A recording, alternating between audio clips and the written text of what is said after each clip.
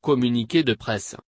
Aujourd'hui, l'OMS a inscrit le vaccin anti-Covid-19 de Moderna, Mrna 1273, sur la liste des vaccins autorisés pour une utilisation d'urgence.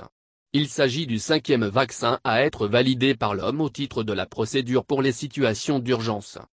Le protocole de l'OMS d'autorisation d'utilisation d'urgence, permet d'évaluer la qualité, l'innocuité et l'efficacité des vaccins contre la Covid-19. Il constitue de surcroît une condition préalable à l'approvisionnement en vaccins par le mécanisme COVAX.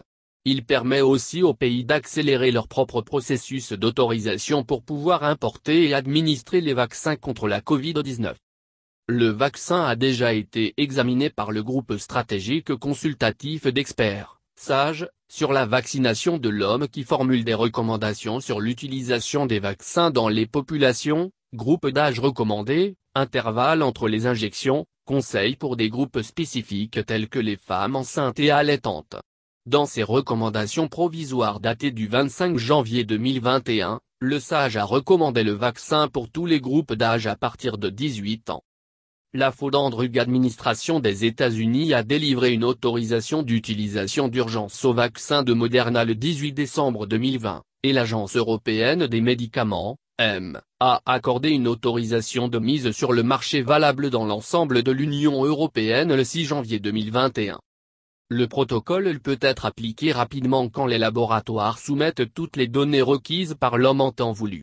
Une fois ces données transmises, l'homme peut rapidement réunir son équipe d'évaluation et des spécialistes de la réglementation du monde entier pour évaluer les informations et, si nécessaire, inspecter les sites de fabrication.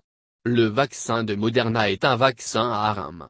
Le SAGE a déterminé qu'il était efficace à 94,1% sur la base d'un suivi d'une durée médiane de 2 mois. Bien que le vaccin soit fourni dans des flacons multidoses congelés à une température comprise entre -25°C et -15°C, ceux-ci peuvent être conservés à une température comprise entre 2°C et 8°C pendant une durée de 30 jours maximum avant le prélèvement de la première dose, ce qui signifie qu'il n'est pas toujours nécessaire de disposer d'un équipement de la chaîne du froid à très basse température pour déployer le vaccin. Le protocole OMS d'autorisation d'utilisation d'urgence. Le protocole OMS d'autorisation d'utilisation d'urgence, permet d'évaluer l'adéquation de nouveaux produits de santé en cas d'urgence de santé publique. L'objectif est de rendre des médicaments, des vaccins et des outils de diagnostic disponibles le plus rapidement possible pour faire face à la situation d'urgence tout en respectant des critères rigoureux d'innocuité, d'efficacité et de qualité. L'évaluation vise à apprécier la menace que représente l'urgence ainsi que les avantages qui découleraient de l'utilisation du produit compte tenu des risques encourus.